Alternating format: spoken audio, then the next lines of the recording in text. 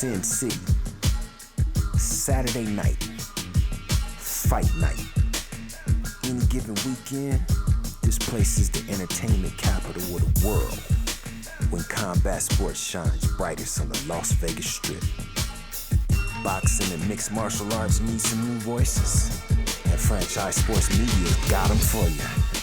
Join Kalani Lua and Griff and Kemp each week as they bring you news and hot takes from inside the octagon and the ring. Get your popcorn ready. It's showtime. FSM's main event starts right now. What's going on, fight fans? Thank you guys for tuning back, because we're back right here on the main event on FranchiseSportsMedia.com. I'm Kalani Lua. I'm Griff and Kemp. Griff, a lot has gone on since our last show. We had some technical difficulties, but we are back. Yes, sir. Speaking of back, there is a new UFC middleweight champion. The American badass, Sean Strickland, went down under, taking on middleweight great Israel Adesanya for the UFC 185 title. Came out victorious in impressive fashion. Now, it's a few weeks old, so we don't need to spend so much time on it. But Griff, I mean, what are your thoughts on a new king at 185? I talked so much mess the week leading up to that fight. I said so many negative things about Strickland and praised up Izzy when I suffered from the same, illness that many MMA fans suffered during that time, which was this blinding loyalty to Israel Adesanya, which it's granted. He will go down whenever his career is ending. He will go down as one of the greatest ever do it. But his greatness shadowed me. It shadowed my vision. I couldn't see the tea leaves where, maybe that this is a sign of Adesanya towards the end. We're coming towards the end of the style bender. Or then, we're not even going to go that route. Let's just give Strickland his flowers. I didn't do it, so I'm going to do it now. Strickland, nobody saw it coming. One of the biggest upsets in the history of the UFC. Good job, representing the entire white trash community in this country. I love it, baby. But, great fight, interesting. I really hope this isn't the end for Adesanya. It looks like it could possibly be, especially with the news about him, doing a little driving and a little bit of drinking. It's not great, but, we'll see where it goes from here. Congrats, Sean Strickland. Upsets happen all the time. Are we correct? Yes, sir. They happen quite often. Does that mean it's the end of your career because you got upsetted?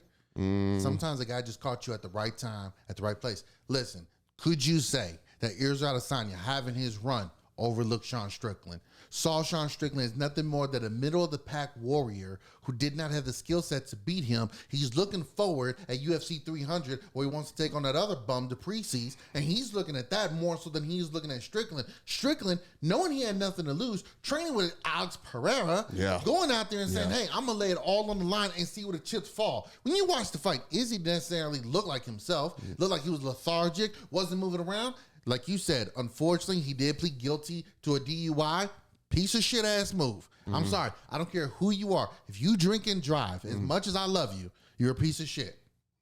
He said it. I know people are going to say, don't you cheer for John Jones. And he's a piece of shit when he's behind the wheel. Hey, he ain't driving That's that. A good point. That's a good point. But I'm serious. Whoever it is, pieces of shit that get behind the wheel, do not drink and drive. Don't do it. But when I look at the fight, I'm not taking anything away from Strickland because he went out there and put forward an excellent game plan and took it to Izzy and took the belt away from him.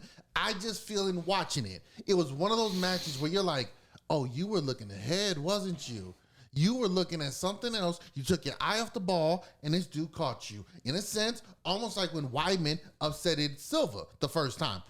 Weidman was a good fighter, but let's be honest, up until that, his best win was against Mark Munoz. Yeah.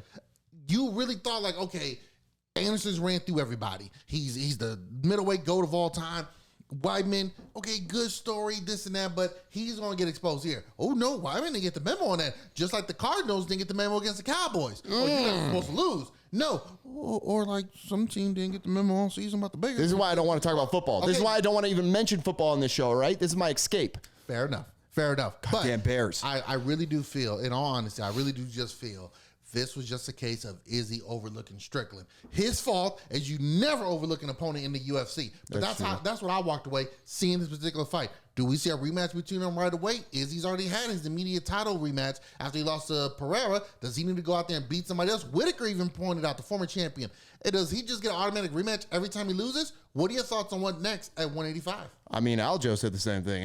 All the guys in the UFC are pointing at Izzy Adesanya right now, pointing the guns at him, saying like, yo, for their benefit, why is it that this guy, every time he loses a belt, he's automatically put right back in? It almost takes away the value of a loss, especially in a title fight. I kind of side with those guys. I kind of think, you know what? Adesanya, you had that instant rematch when you fought Pereira. That was gold. We had that beautiful victory he had over Pereira, and then Pereira moved out, so we couldn't finish a trilogy. I think it's better for the division. Let's move forward a little bit. Let's get some fresh blood. Let's see what Strickland can do as a champion. I mean, you got guys already calling him out. I believe Hamzat Chimaev's even thrown out there a video saying he wants Strickland in the near future. Hey, man. He's back. You can't talk that same mess anymore. He's scheduled. We're going to see him soon. Until I hear the referee say, let's fight, and they actually mean the square of the cage, I'm holding all reservations on him until then. That's fair. Great fighter, but I'm holding reservations. That's fair. I would like Adesanya to move on a little bit. And, he's not a fresh chicken. He's getting a little bit up there in age now. I think, a lot of people, when they're looking at Izzy Adesanya and where he's at currently in his career, you have a lot of people out here who are saying, he could possibly be up to that time where it's time to move up in weight, where most fighters do later in their careers when, that weight cut just gets a little hard. But then again, Adesanya's a skinny guy and he can make 185 somewhat easy, I think it'd be best for him, let Strickland get one or two title shots. Let him try to defend the belt a couple times. And let's pair Adesanya. I mean, shoot, let's see what he can do. Let's see if you can work your way back to a title fight. Let's see if you can work your way back up to the belt. You've always had this instant rematch and getting your title right back and you've been fighting for gold for so long. Let's see what he looks like when the pressure's not on him to be the absolute echelon of the division. Let's see what it looks like. Does you maybe match him up against Duplessis now? Why not? No title on the line. They could potentially headline their own card or at least be somewhere further down the card, co-main event, third fight, whatever. So now let's just say if you wanted to put two title fights on a card, you can still throw Izzy and DDP on there. You can't have them any lower than 300. Yeah. I mean, something like UFC 300, which Izzy has stated he wants to fight on, hopefully. Yeah. That'd be a perfect event now that he's not the champion to put him on there because it's one of those special occasions like 200 and 100. We're so stacked. We're so stacked. Some of the big names are going to be in lower fights outside of the main and co-main event. I mean, okay, if it's 300, then yes, I can see it, but I like that idea. Let's put him and Duplessis on that next matchup because it wasn't just the title that made that fight interesting and made people want to see it. It's the grudge match. It's the storyline. Yeah. Exactly. So yes, you're right. That one could stand on its own, be absolutely entertaining as hell. People will buy the pay-per-views for it. I say let's see that. And for Strickland though, actually, before I even say what I see next for Strickland, I want to hear your thoughts. What do you think is next for the new middleweight champion? Well, I know he's not about to open up a book. I'll say this. This man can read. This man can read. That's debatable. I would say this, and I'm gonna try to not tippy-toe around it, but I'm also not gonna try to be totally insensitive. I understand that this dude went through some trauma growing up, and it's very unfortunate. The people who caused that in his life unnecessarily are total pieces of shit douchebags. I really do mean that. No ifs, ands, or buts about it. However, at some point in life, you have to move on. You cannot hold your past, especially childhood trauma, as always the excuse on why you are. Now, granted, he's atoned for a lot of his stuff. But real quick, when this guy's doing his post-fight interview and he says he wishes we can go back to how it was in 1952 or 1942, how, women stayed at home and stayed in the kitchen, this and that. I get what you're trying to maybe say in that sense. But Griff, I would say to everyone out there listening, when you look like me, when you hear people say, let's go back to that, make a certain place great again, you got to understand that notion to us is not ringing bells like, yeah, let's go back to that.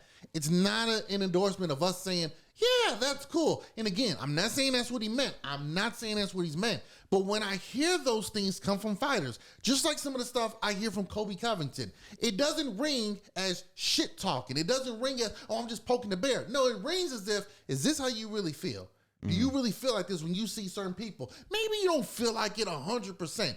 Remember when they was down in Florida and some of the fighters who weren't big fans of a certain cage-side guest, those guys got ravaged with booze. And trust me, Tyron Woodley, Aljamain Sterling, and several others have said words that they were called, names that they were said to at those events. So when I hear people representing the UFC as champions, as marketing tools, and that's their thought process, again, Dana White's not going to edit them, and nor should he. But when I hear that, I have some reservations on how much I really want to get in your corner.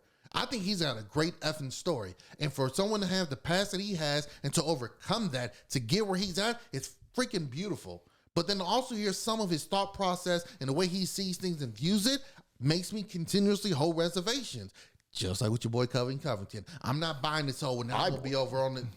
I'm not buying this whole, he's going to be over. No, I want to support the troops and our first responders. Thank you, sir. Thank you, ma'am. I'm not buying that bullshit. He switched it up because he saw what happened January 6th with all that. And he said, I can't be a part of that. No. I'm not buying none of this stuff, okay? So it's the same thing with Strickland. I wish him best, but what he does next, I'll be honest with you, Griff, at this particular moment, I don't give a shit. That's fair. And that's completely fair, The UFC's never been really the epsilon of, cultural appreciation or just being able to, recognize everybody and their issues and what certain things, how it could affect certain groups of people. It's never been that. And, maybe, and not gonna lie, part of me feels like the brand of the UFC that's kind of been something that's brought it up a little bit. And it's kind of given, a lot of people who make it to that level of competition when they're on the big stage, it does give them a platform. And so once they get there and they, they're fighters. Football players, big, strong, same with basketball, any other sport. Athletes are typically bigger, stronger people. But fighters are different. Fighters know there's nobody, it's very rare they're ever going to get checked. They don't need to watch what they say. You can say whatever you want. Why? Because you can't whoop my ass. What they say about Jackie Chan. Jackie Chan said he used to wear skirts because he knew nobody could whoop his ass. Who's going to make fun of Jack? And exactly. His name is Jackie. And who's going to make fun of him? Nobody. Go ahead. Not one person. Not me. That's for sure. So yeah, I get what you're saying 100%. I think Sean Strickland, I absolutely do not agree with, honestly, most of what the things he says. It's really almost, it gets a feel of like almost you're either looking for clicks or you just don't have that thing in your brain that kind of tells you like, hey, that's not cool. Hey, that makes these people feel this way. It is what it is. But for him going forward, I think anyone would be a great matchup next for him. I'm excited to see all these guys who have been spending the last few years getting their asses whooped by Izzy. Let's see if you saying it's just because Adesanya and you've had such beef with him. Let's see what you do against the new middleweight champion. All right, here's your shot. Take it. You ended that perfectly because it's a segue into our next topic. Mm-hmm. So another one, September 16th, right here at T-Mobile Arena in the backyard, we had Alexa Grasso successfully defend her title against former champion Valentina Shevchenko. Big controversial, we'll get to that. But it just reminds me of the same thing. Well, we've seen Shevchenko go through this entire division. Right. Up and down, up and down. Well, now we got a new champion. And now that she's beat her twice, okay, let's see how you do against these other matchups. Some of you ladies who lost to Shevchenko, no shame in that. She's one of the all-time greats. Let's see how you do against Grasso. Yep. And Grasso, let's see what type of legacy can you patch out. You've done a great job so far. Let's see what you're doing going forward. So, and what you're saying, I like that as well. Grasso and Shevchenko, I'm not going to lie, Griff. It was one of those, and this is the problem with upsets, is it's so easy, not easy, but when you're climbing a mountain, that hunger is there. You're at the top of the mountain. That hunger has to be different because now you're the target. It ain't no fun when the rabbit got the gun. So a lot of times when you see folks, I'll give you a perfect example. Luke Rockhold upsets Chris Weidman. He's the champion. Luke's got everything you could possibly want in a fighter. Good stand-up, good on the ground, good cardio, heart, comes from a tremendous camp, has a pretty good look to himself. Handsome. Full of confidence. Somebody you can say, this could be one of our champions that we put out there like George St. Pierre, posters, ESPN, commercials, etc. Oh, yeah.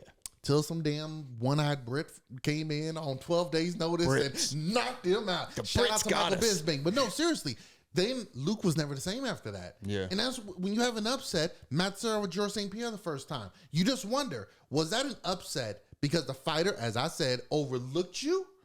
Or you really the one? Are you the one? Max Holloway, Volkanovski. Did Volkanovski just get a crazy decision? Should he beat him 3 times? Beat him 3 times. Ain't no point in that now. So with this one, I was reserved in, okay, Grasso's a very good fighter. Yes, she is. Tough as hell. Can she hold up against Shevchenko? Can she do it again?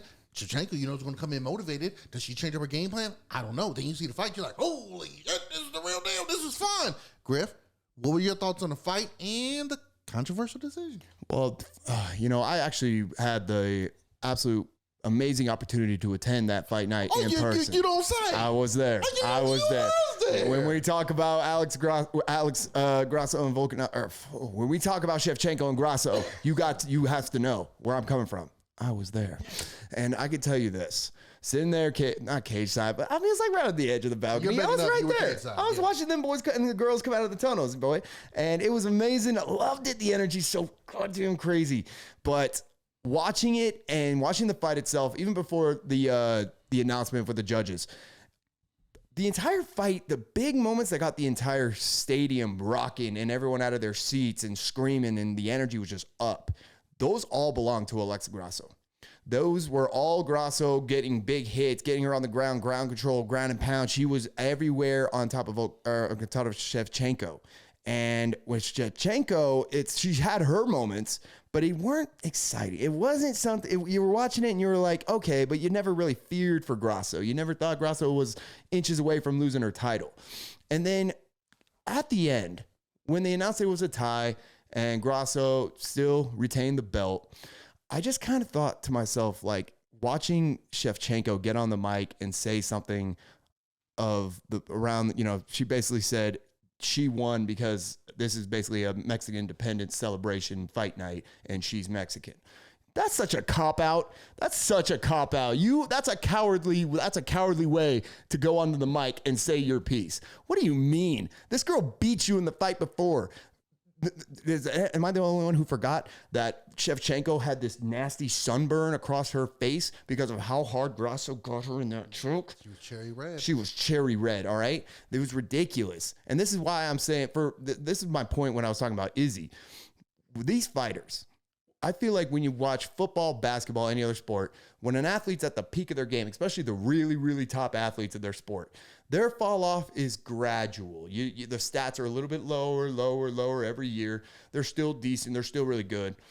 Sometimes. But for the most part, that's how it goes. Yeah. But in the UFC, it seems like when a fighter falls off, especially these top people, these top men and women in their divisions, when they fall off, it's just violently quick. It's so sudden.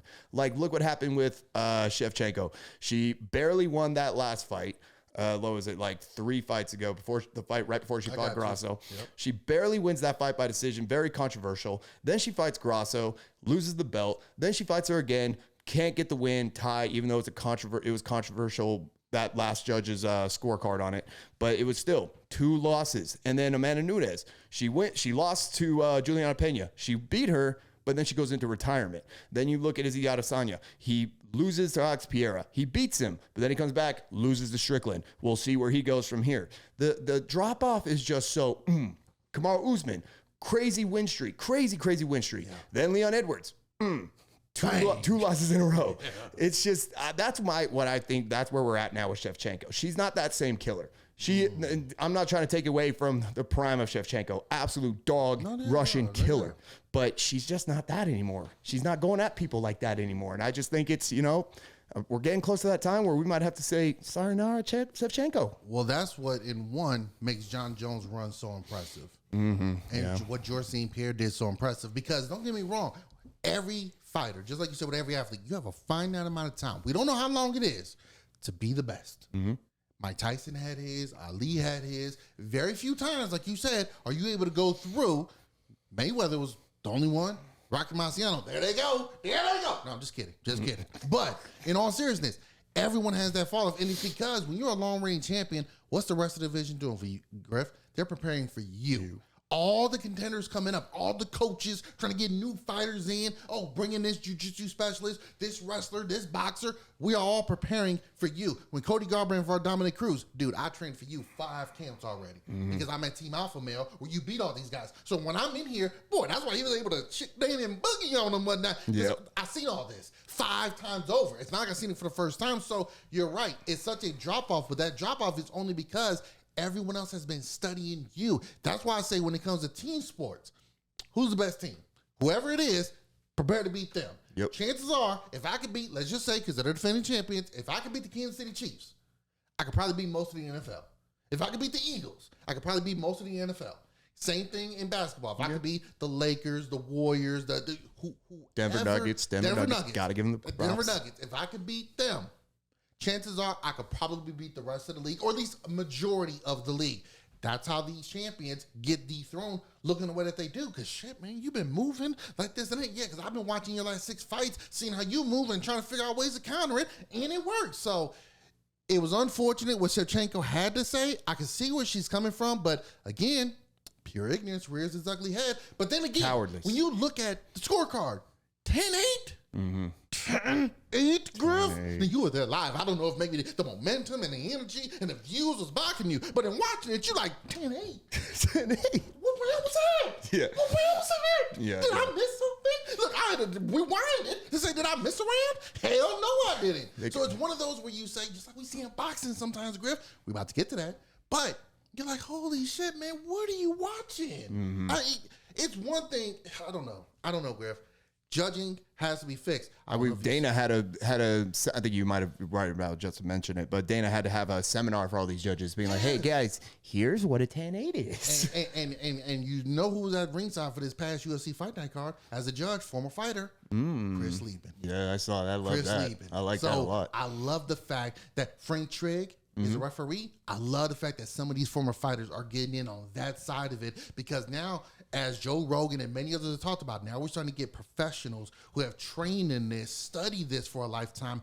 Now they're on the other side to hopefully make change. It's been slow, but as time goes on, it's nice to start seeing more and more flock over to that side. Push the sport forward, baby. I love it. Griff, speaking of push forward, let's got a couple fight announcements to go through. So, you want to start off with 1 or 2, and then I dump in with 1 or 2? Yeah, there's so many we got to. It is so many we got to. Real quick, before we get into a big boxing match, why don't you go over and tell us what we're going to see in November as a co-main event for John Jones versus Stipe Miocic. Oh, man, if we thought that we were just getting absolutely spoiled because we were going to see John Jones versus John Jones. Ooh. Jones, baby. Gotcha. Come on. John Jones versus the greatest heavyweight in the UFC's history, Stipe Miocic, in New York, Madison Square Garden. We thought we were getting spoiled for that. Dana said, nah, hold on, kiddos. Daddy's got another treat for you. I got right here, Alex Pereira versus Jiri Prochazka, former champion, light heavyweight champion Jiri Prochazka, for the light heavyweight title in the co-main event. Dude, that is going to be a war. Though, think about this for Pereira. He's got 7 fights in the UFC. I think this one will be 7. I think he's got 6. He's got 6. Yeah. So this is going to be a 7 fight. In 7 fights, he's fighting for a second title in another division.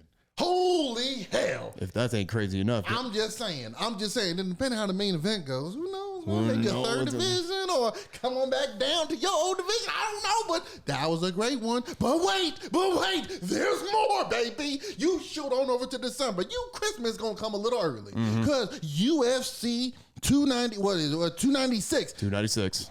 They got a Christmas present. They got a good one. It's a good old slap in the face old war that we had back in the day that kind of helped this land be what it is today.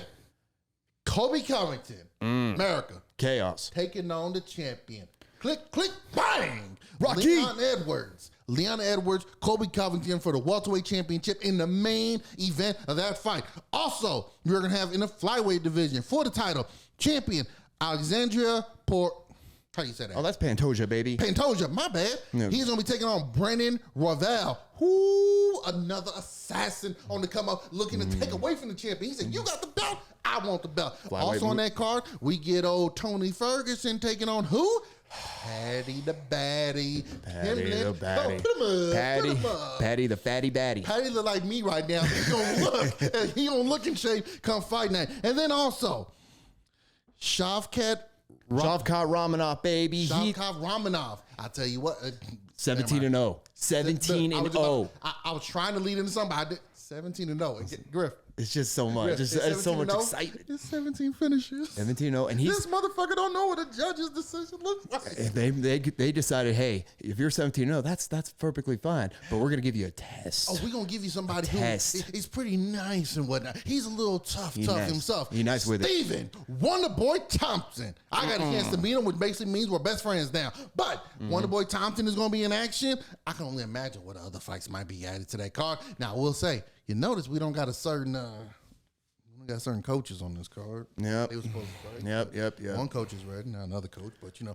It is what it is. It is what it is. I will say, though, about that particular coach we're talking about, all right? Okay, well, everyone, even during his entire season, during the whole last season of Tough, where everyone was looking at him, he was like, this guy's just a bloated up bloke. He's just big on steroids now. He's just, look at his Instagram now, baby. He's leaning. He's looking lean. Do we know that's even current stuff? That's current stuff. Do we even know that's current? Let's find. Well, he put Snoop Dogg sitting there and posted up with his mother. So let's see where Snoop Dogg was in the last couple of days, and let's see how accurate it is. I think it's pretty recent. Connor's looking lean. We're not going to get in this whole Connor conversation right now, but it's unfortunate that we're not getting that fight. But it makes I'm okay with it because we have so much. Oh now. No, there's a whole much. There's a whole lot to go. There's a whole lot more to go forward with it. That fight will come. Maybe. Eventually. We'll see. And maybe in our lifetime. If somebody ain't scared. I don't know. If somebody ain't scared, I'm not talking about Michael Chandler. We'll see what happens. But I would say with all these fight announcements, though, what sticks out to you the most? Like, which one of these fights do you think not necessarily is going to be the best fight, but it's just the most interesting matchup, or like it has the potential to give the craziest outcome? We got to talk about Canelo and Charlo. We're going to run real quick. For that. But I mean, when you announce Jiri Prochazka taking on Alex Pereira, two phenoms. Like, these are two guys who literally look like heavyweights fighting at 205. It looks like y'all going to move with the heavyweight at some point. I'm thrilled by that fight. Jiri has shown that dude's a savage. Yes. That boy will come with it, and he ain't scared. But we've also seen Pereira. Crazy enough. Hey, Pereira only got 6 fights. Guess how many fights Jiri has in the UFC? Three fights. This is the state of the light heavyweight division. 10 fights between these guys, and they're going for the baddest 205. That just goes to show you how crazy this sport is. But when you look at it, they really are two of the baddest guys out there. The baddest man. I'm very intrigued by that one. Very confused on why it took so long. You talked about Kamaru Usman earlier. We did not appreciate his reign as a champion. We did. Because he was consistently fighting guys. Leon Edwards won it. And now it's taking like 7 years before he fought again. Now he's about to take on Colby Covington. Yeah. But still, it's like, well, when's this fight going to happen? I'm very intrigued by that because when the last 2 fights, Edwards showed an improvement in his grappling department. Now he's taking on Covington. How's that going to look? Covington is going to get like his 17th crack at the UFC welterweight championship. Can he finally come through, or is he going to just be another big mouth that can't get it all the way done? He's talked about taking on somebody at 55. He's talked about a retiree at 55 that was scared to fight him. He's talking about taking the title from Chump Strickland at 185. I don't know what this guy plans on doing. He better focus on Edwards first. Hey, Edwards, go ahead, baby. Get this out of the fire. Get him, Edwards. Let's go, Rocky. Let's go. Hey, I'm saying this right now. I'm going for Edwards. I'm going for Edwards. We don't have to wait for our predictions. We're going Edwards, baby. Right now, going for Edwards. Ain't nothing about to change. But we also got to talk about this coming weekend. Canelo Alvarez. So Canelo Alvarez. Yes, sir. Taking on Jermell Charlo. Not Jamal. Twin brothers. One's with an A. That's the one that's not fighting. The one with the E. Jermell Charlo. Fighting. Pay-per-view. T-Mobile Arena. World Middleweight Championship on the line. Boy, oh boy, Griff, this is one of those fights, as we were talking about. Canelo's been at the top of the game for a long, long time. And he's been moving up in divisions. He lost to Dimitri Bivol, and look, he moved up, he lost. He says he wants to get that fight back. He wasn't physically in the right space for that fight. Okay, you're moving up in weight class? Okay, got it. These Charlo brothers, they've been wanting to smoke for the longest time. They've been asking for it. They've been clamoring for it. They've been soaking at the mouth, just waiting for it. Now, one of them gets a crack at it. It's going to be an awesome event because he could definitely ride that me against the world. No one's counting on me. Everyone's counting me out because they're going for the redhead from down under. But then Canelo could be like, brother, there's levels to this. There's levels to this, kid. There's levels to this. I know you follow boxing, not as in depth as I do. That's okay. But what are your thoughts on Canelo Charlo from what you know? Well, I love that you just said that, because my perspective as someone who has more of a background in UFC, has been following it longer, boxing, definitely appreciate it, definitely love the sport and, you know, everything it has to offer. So my perspective as somebody who's not so, you know, knowledgeable in the sport of boxing is that I'm just always so interested to see Canelo fight, because Canelo, when you first start watching a big sport, one of the first things you do is you learn the big names of the sport, and then you learn who's really that guy, who are really those guys, and then you watch and you're like, okay, that's cool, I know you're supposed to be good, so let's watch and see why. And every time I've watched Canelo, I just learn a little bit more and more, and I'm just He's simple. It's a bad man. Yeah. He's a bad man. I didn't even know they made gingers down in Mexico, but that boy be ginger and he'd be whooping ass. He surprised a lot of us with that, like, wait, he's from where? Yeah. Like, you thought at first, before you heard his name, oh, who's from Massachusetts? Who's this Irish guy who's about to fight? And then you hear his name, you're like, did I read that right? But, hey, man, he's great. He's awesome. And it's been awesome to see his rise in that particular field. But, yeah, keep going. He's great. And the thing with him, especially Dimitri Bivol, when he lost to him, that kind of shook me a little bit in my small experience of deeply following boxing, because I was like, wait, this guy's supposed to be the best of the best. Am I just now tuning into boxing and the best of the best just fell off right away? Was I too late? Yeah, talking about coming late to the party. Yes, but no, he came back, got more wins. He's coming back, and I don't know if this fight's going to be the same thing. I don't think we're going to see a Dimitri Bivol upset, you know, Canelo type of fight. I think Canelo's going to walk through Jermell a little bit. I'm more excited about what's next for this man, especially with him being on the tail end of his career. He's still on top. We haven't seen any fall off, but he's getting up there. It's been so long that he's been at the top of this game. I'm just wanting to make sure that, you know, he follows this wave that boxing has been following as of late.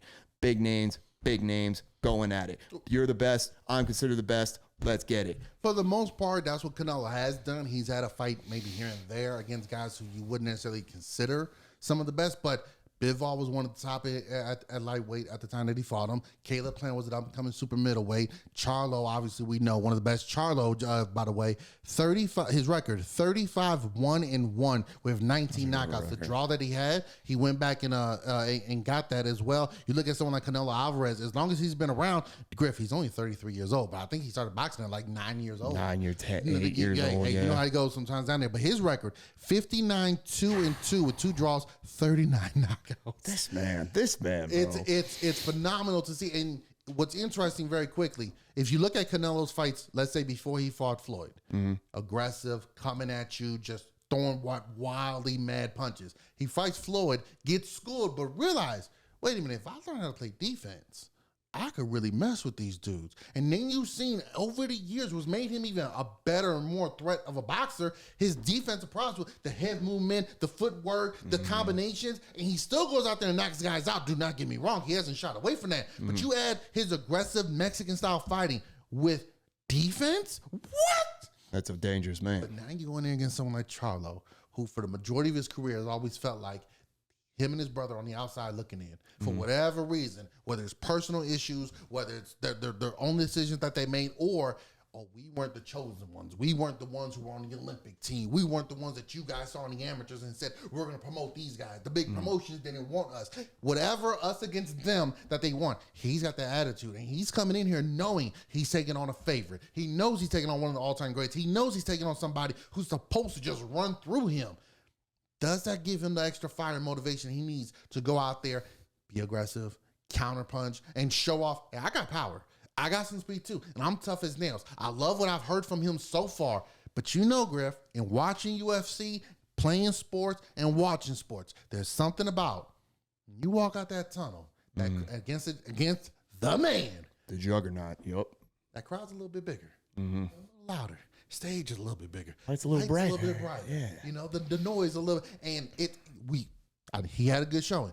But McGregor even talked about when he fought Floyd. Like, I definitely had nerves coming out there because it's a different environment. For someone like Charlo, this is the biggest fight of his career so far. I do wonder how he's going to perform underneath it. Does he need to be aggressive the first couple rounds just to get it out of him? Does he need to work out in the back and get up a major sweat to get those nerves out of him? I don't know. Hopefully he's preparing himself correctly, but I'm excited for this fight. It's going to be a tremendous one. Win, lose, or draw, both options are great for these guys because if Canelo wins, does he fight Jermell Charlo. After this, there's Griff, I don't know if you noticed, but there's somebody named Bud Crawford who apparently is pretty damn good. Can we please get Bud? Those two fight each other. It's funny because when first brought up, Canelo was like, well, why would I fight him? That's a lower ranked fighter. And I think people start pointing out, yeah, but you're also a fighter who moved up, taking on the other champions. Give him the same shot you do. No one else is out there for you guys really at your guys' level. There's other good fighters, but at your level. And then Canelo started changing and said, well, you never know. We'll see. Maybe, the price is right, this and that. So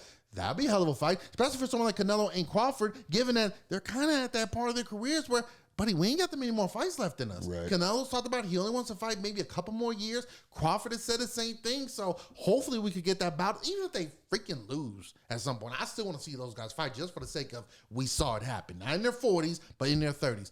But this fight, Canelo, Charlo, terrific matchup of styles here very quickly. So you got Canelo with the defense. Is he going to try to be aggressive? I think early on, he wants to establish his power and his speed early on against Charlo and show that, yes, even though this is maybe your division naturally, I'm the king in this well. Charlo, again, does he want to come out aggressive early to get the nerves out of him? But the problem with that is Canelo is such a good defensive fighter and counterpuncher, you're going to leave yourself open. Do you take that risk, or do you maybe stay calculated on the outside trying to use that reach? I don't know. We're going to see what happens here. But this particular one, do you have a point?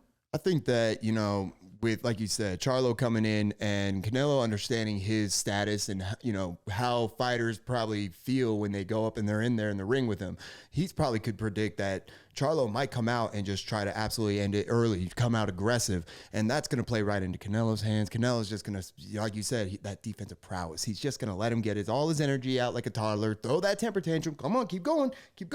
Oh, you're tired? Boom. Just get him right there in the later rounds, mid to later rounds. That's honestly how I see this fight going. I think Canelo racks off another victory, and the train just keeps moving forward for Alvarez. It should be interesting. It's going to be a good one, folks. Be sure to tune back in here on the main event for the recap. Once again, thank you guys for tuning into the main event here on Franchise Sports Media. Be sure to like, share, and subscribe, and go to franchisesportsmedia.com for all your needs in sports. This is Griff and Kemp. I'm Klein Lewis. Till next time, fight fans. Peace.